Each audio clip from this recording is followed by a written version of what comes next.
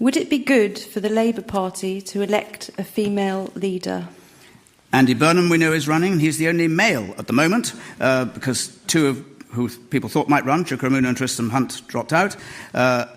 Yvette Cooper, Liz Kendall, and one of our panellists, Mary McRae. I'm not going to come to you first, though. Mark Serwotka.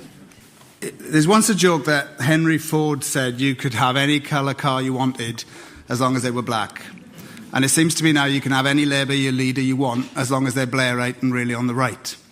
And I would say that it would be fantastic to have a Labour leader who's a woman, or a black man or a black woman, but they need to have the policies that can inspire people, that can stand up for those who need justice, and can actually face some of the facts that the election told us. Now, Mary and the other candidates are running at the moment with a story that Ed Miliband was too left-wing, Labour spent too much beforehand, and what we need now is to tack back to the right.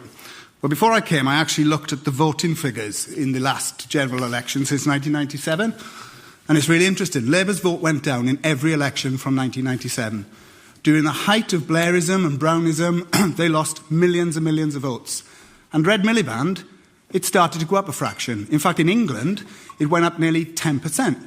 Now, that doesn't support a narrative that Ed Miliband was too left-wing. In fact, the argument that I think I would like to make is that the problem with Labour was they denied the things they did well in the past, and let me say it even if Mary won't, Labour did not overspend. Look at the facts. Labour did not overspend. Actually, under Blair and Brown, for 4 years there was a surplus.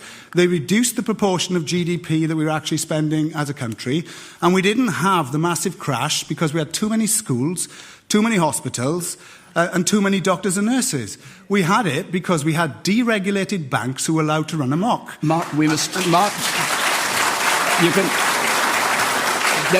We must...